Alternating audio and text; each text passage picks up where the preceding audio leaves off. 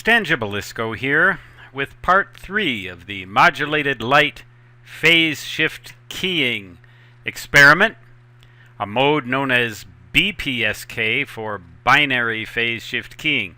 I showed you in the first two parts of this video schematic diagrams and actual images of the real hardware for a modulated light transmitter and receiver, a very primitive modulated light transmitter and receiver. These things are designed to be connected into computers. Well, what you're looking at right now is in fact what I promised you, the program HamScope 1.56. You can Google on that and you will get a download page, and this program is running right now on a Windows 8 computer. You can ignore for the moment this garbage. These garbage characters are just resulting from the fact that I'm talking, and this program is intercepting what I'm saying and trying to decode it as digital signals, but is not having much luck, as you can see, because it's set to receive BPSK. You can see that right here, BPSK, binary phase shift keying. It is set to receive a signal at about 1529 hertz, which you can see right there. Now this program has a whole bunch of settings, and the best thing that I can recommend for you when you download this program and test it is to just fool around with it. Click on everything in sight. COEIS. That is my motto about learning how to use software. Click on everything in sight and see what happens. This thing has a display that actually shows a spectral display. This is a frequency domain display. Note 200, 300, 400, 500, 1000, 1500. That's where it would be set right here.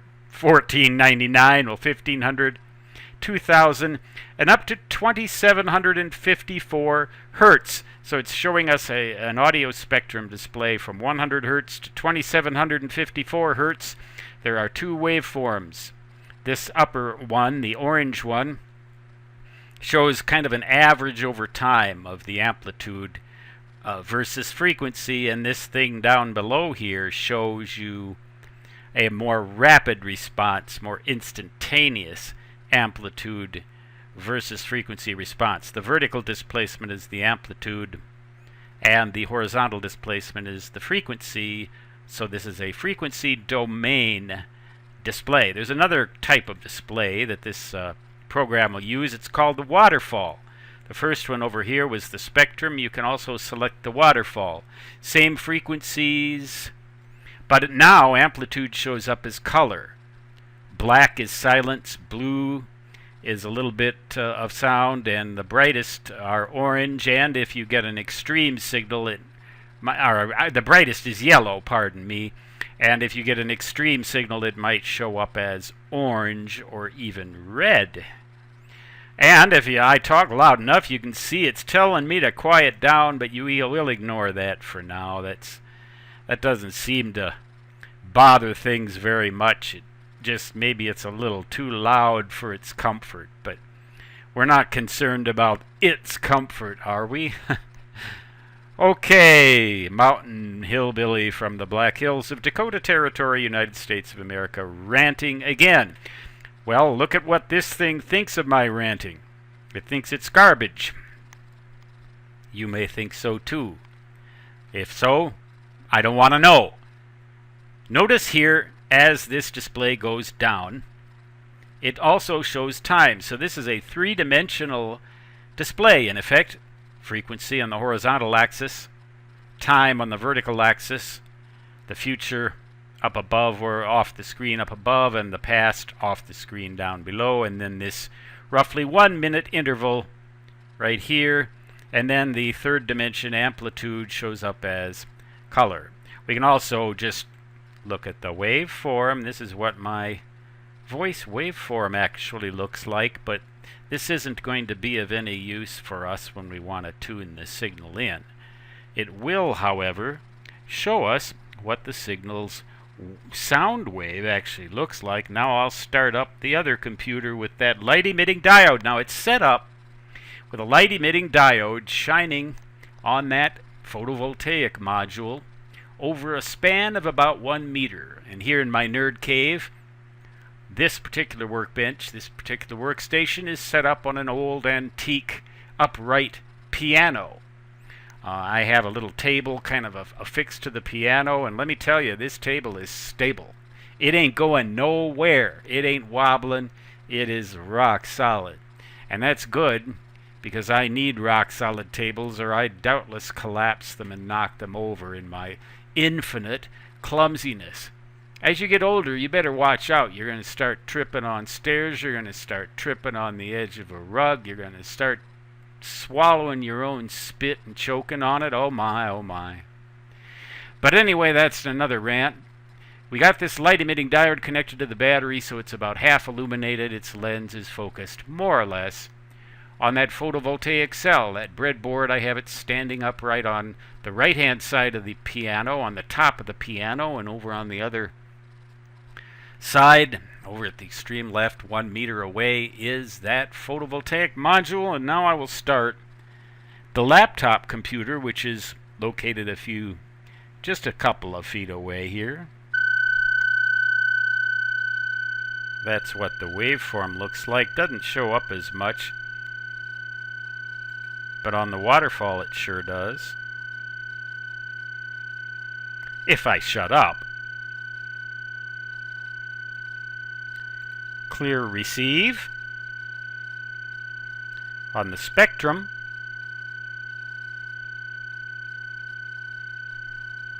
there it is.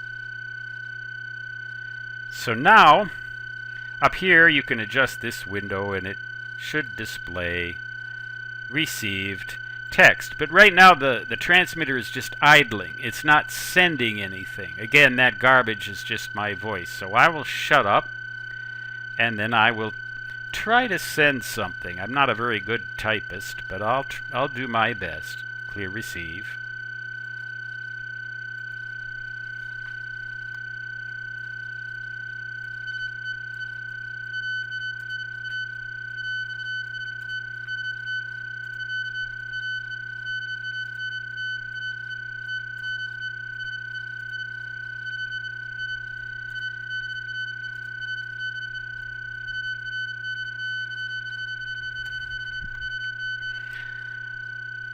That's not working very well, is it?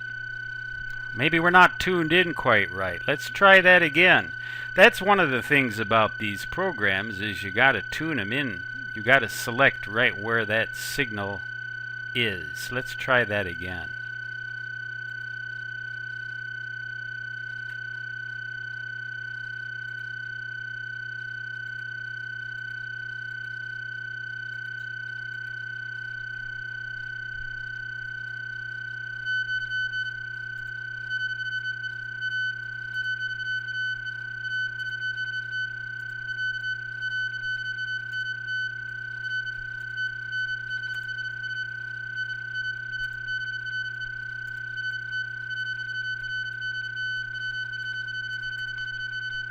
There, we got better luck.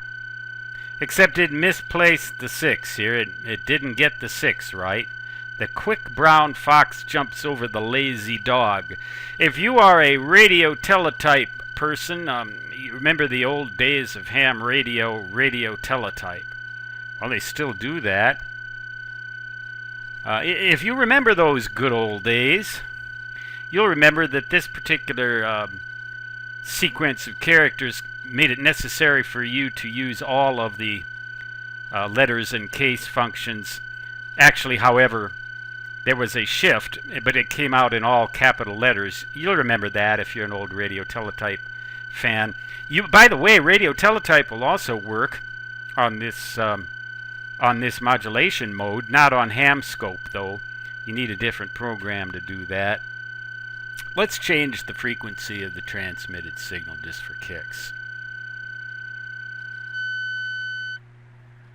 We'll stop that signal, and now I'll move it up to somewhere around maybe 2,000 hertz.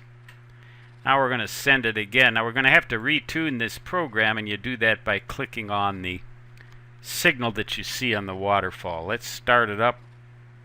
Try this again on a different frequency.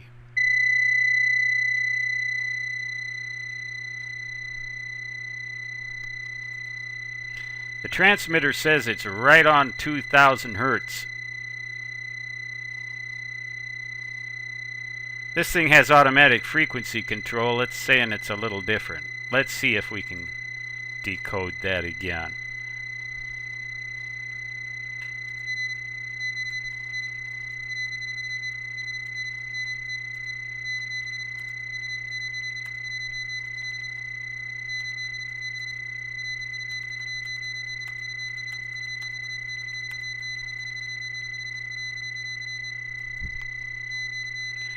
Now is the time for all good voters to come to the aid of their cause, whatever that may be. I will not divulge my voting preferences because I don't even know them yet.